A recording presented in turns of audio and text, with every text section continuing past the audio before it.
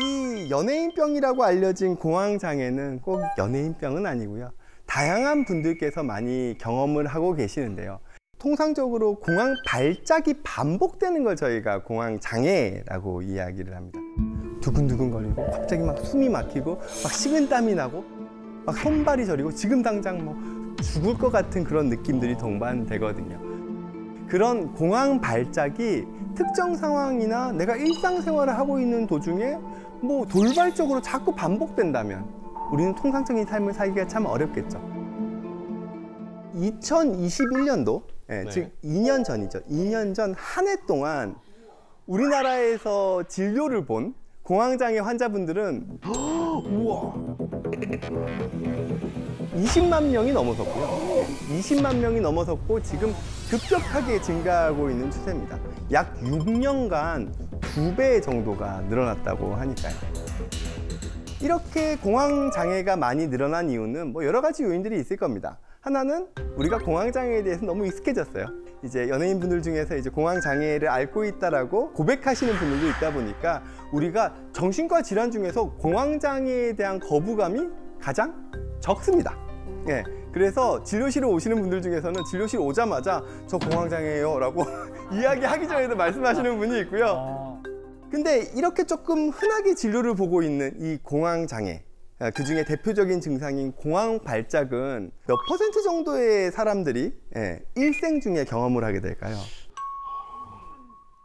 10명 중에 반 5명은 그래도 느끼지 않을까요? 5명은 그래도 느끼지 않을까요? 근데 저는 네네네. 정답입니까?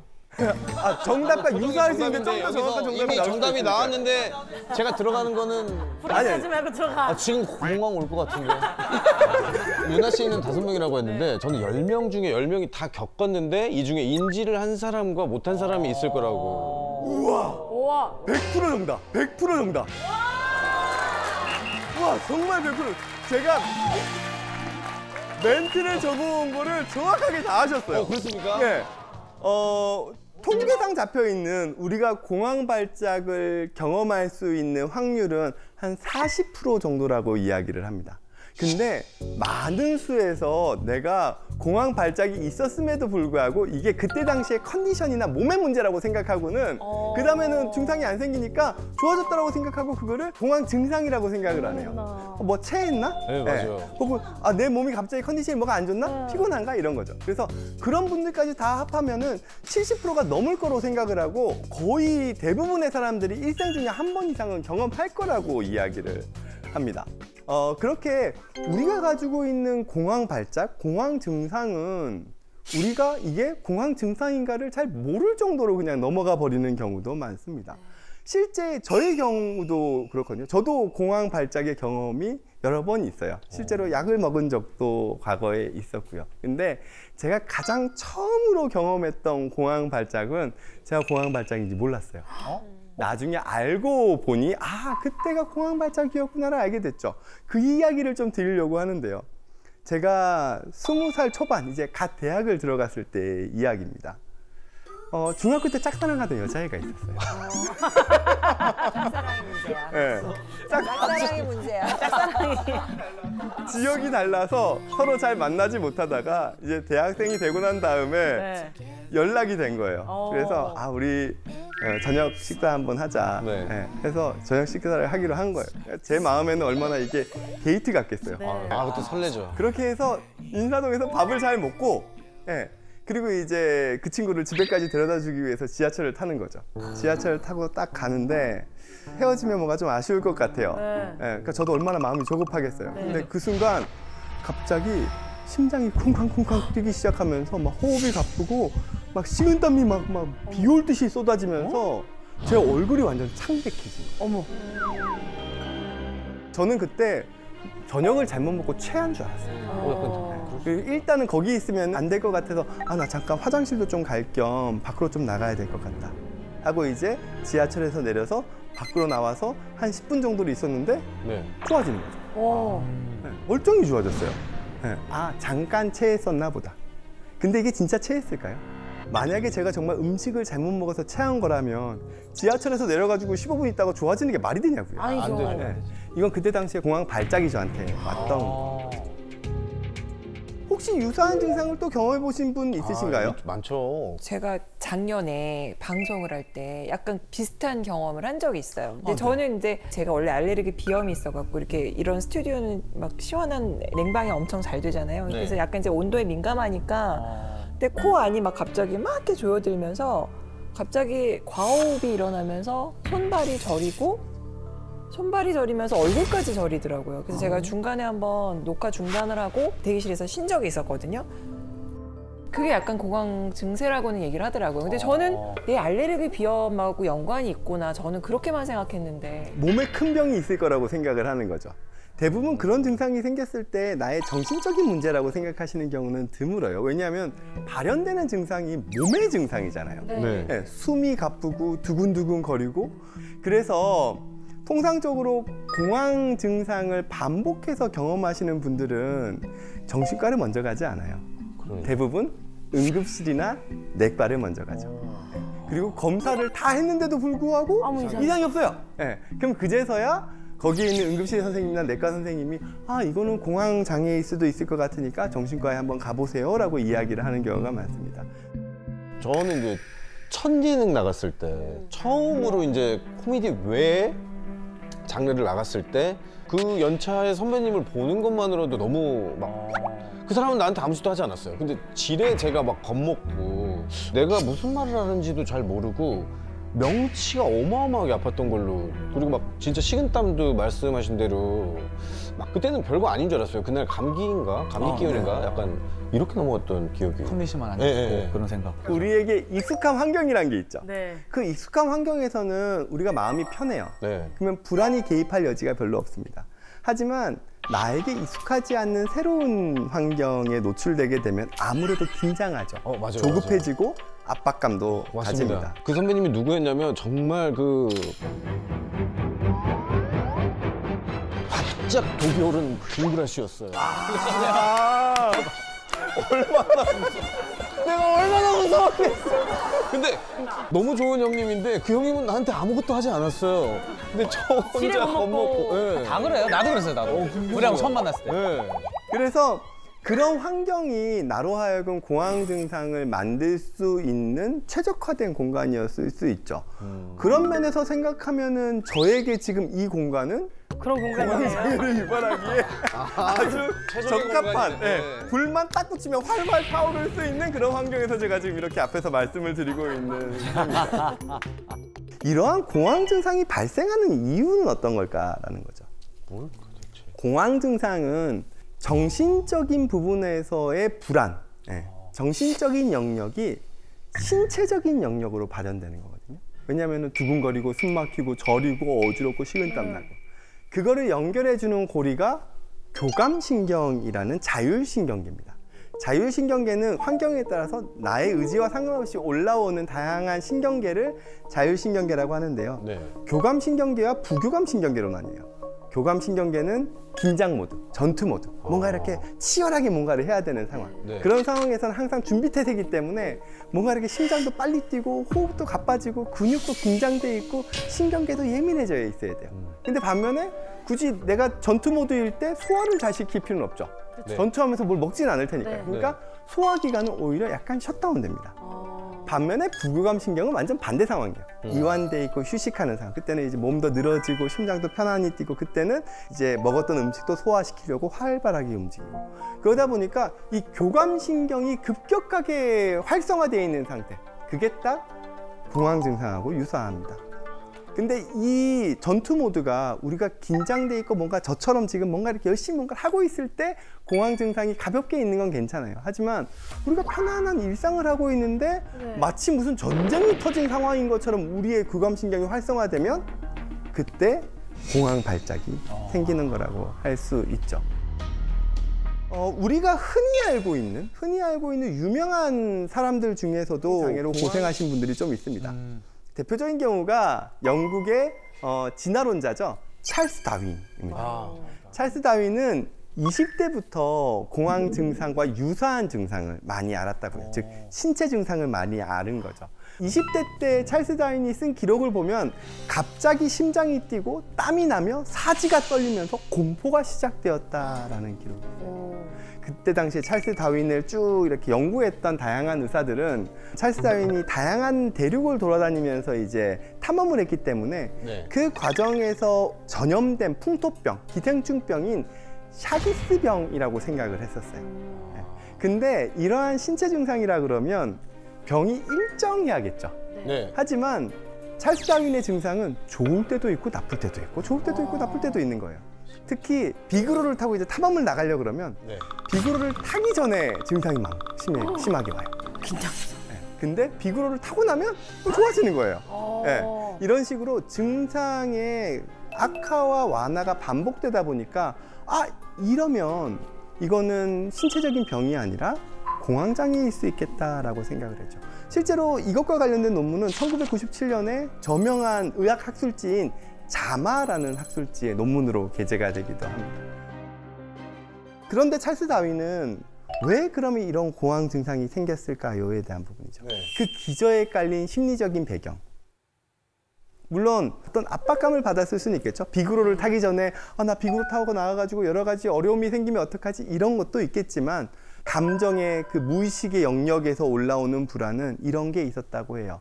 애착이론의 대가인 존 볼비 박사는 찰스 다윈이 8살 무렵에 어머니가 사망을 하거든요.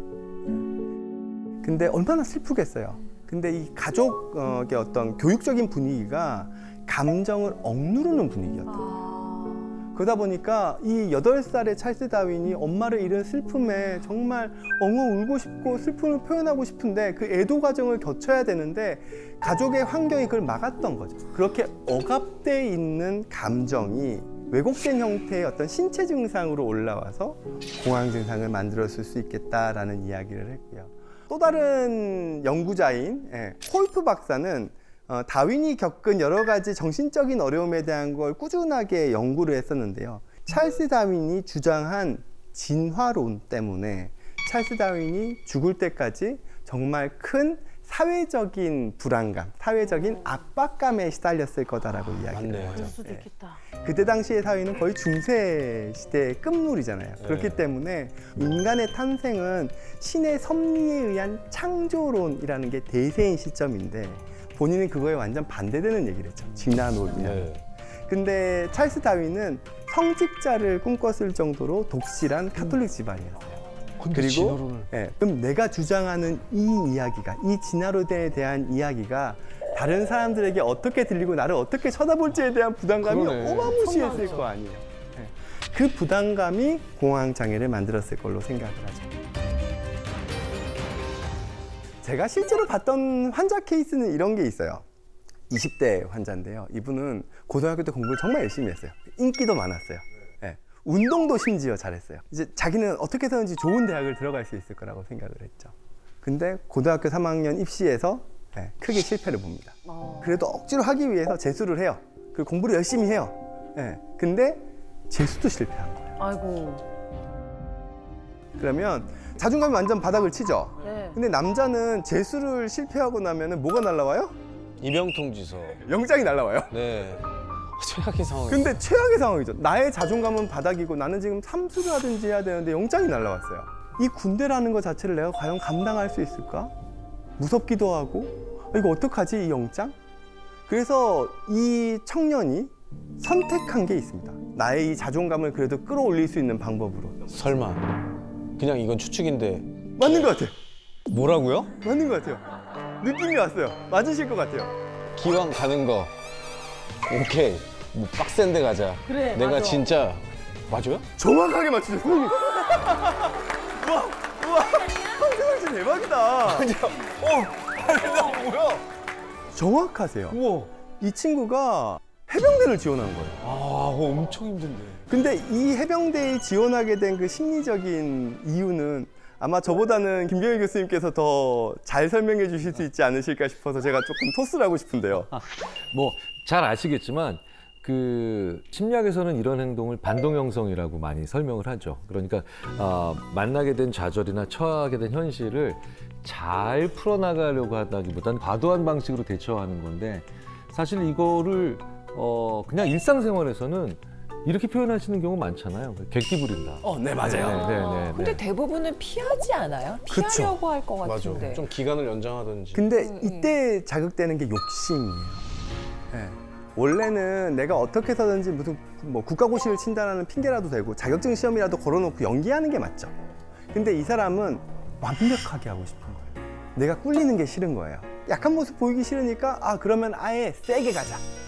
객기를 부리는 거죠. 욕심을 부리는 거죠. 좌절을 맛봤어가지고. 예. 그거를 단시간 내에 끌어올리고 싶은 거죠. 본인이 정말 해병대를 들어갈 생각이 있었으면 열심히 운동하고 몸을 만들고 그렇죠. 그랬으면 상관없죠. 근데 그게 아니라 이거는 충동적으로 결정한 거잖아요.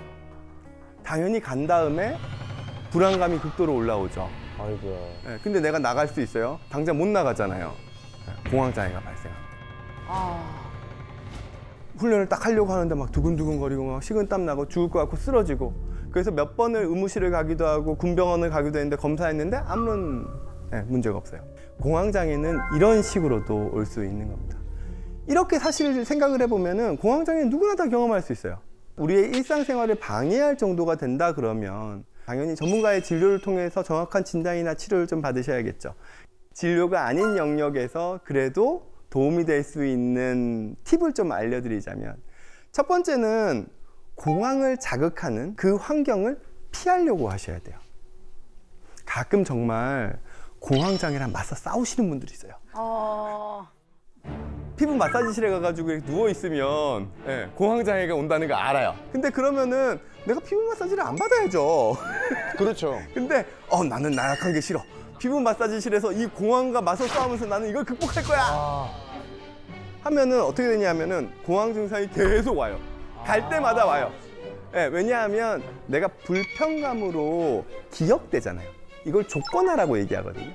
파블로프의 개 실험 보면은 종 딸랑딸랑 흔들면은 밥 주면은 종만 흔들어도 침이 나오는 것처럼 내가 피부 미용실만 가면은 공황장애가 오죠. 아무리 건들려고 해도 와요. 들어가지 않아도요. 그렇기 때문에 내가 피할 수 있는 환경을 피하시는 게 맞아요. 그걸 맞서 싸우시려고 하면 그 증상도 악화되세요. 근데 우리가 이런 공황장애를 유발할 수 있는 환경을 다 피할 수 있어요? 못 피해요. 못 피해요. 그럴 때를 위해서 필요한 게 부적이에요. 샤머니즘에 기대는 겁니까? 지금 저 앞에 있는 정신과 의사가 무속이냐? 무당이야? 싶으시겠죠. 이 부적은 정신과 안에서는 필요시약이에요. 내가 증상에 대해서 대처할 수 있는 약. 공황장애는 기본적으로 불안에 의해서 자극되는데요. 대표적인 불안은 예기 불안이에요. 나에게 공황 발작이 생길지도 몰라라는 그 불안이 공황 증상을 자극하고 다시금 악순환에 순환고리가 걸려버려요.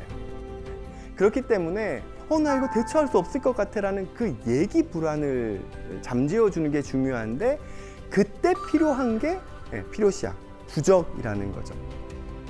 이런 것과 관련해서 대표적인 실험이 하나 있습니다. 공황장애 환자 20분을 10명 나눠서 A그룹, B그룹으로 나눕니다. 그래서 A그룹에 있는 환자분들에게 이렇게 이야기하는 거죠. 당신이 이제부터 실험을 위해서 방 안에 들어가실 텐데, 이런 램프에 전구에 불이 들어오면서 이산화탄소 가스가 그 방 안으로 유입될 거예요. 근데 공황장애 환자분들은 이산화탄소가 많은 환경이 되면 공황장애가 살짝 유발돼요. 왜냐면 이산화탄소를 많이 흡입하게 되면 좀 갑갑하거든요. 이 갑갑함이 공황 증상을 악화시키는 거죠. 그래서 내가 정말 이 공황장애 때문에 너무 힘들 때는 의자 옆에 버튼이 있으니까 그 버튼을 누르게 되면 이산화탄소의 주입이 다시 끊기게 되고 정상적인 공기 환경으로 바뀌게 됩니다 라고 이야기를 해주고요. B그룹에는 방 안에 들어가서 이산화탄소가 들어오는 것도 똑같아요. 근데 옆에 버튼이 없어요. A그룹과 B그룹 중에 어떤 그룹에서 공황장애가 훨씬 더 많이 생겼을까요? B요. 당연히 B그룹이죠. 네. 근데 여기에 이 실험에 하나의 함정이 있습니다. A그룹에 있는 그 버튼은 작동을 하지 않아요. 이걸로 내가 이산화탄소를 조절하면서 나의 공황장애를 막을 수 있어. 그 믿음이 예기 불안을 막아준 거예요. 믿는 구석이 하나 있는 거네요. 그러네.